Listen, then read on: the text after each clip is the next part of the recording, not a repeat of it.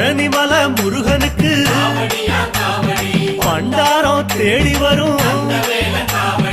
aunty முகம் காண வரும் ஆவினன் குடி தேடி வரும் கால்நடையா வந்த காவடி இது தேடுவது கந்தன் காலடி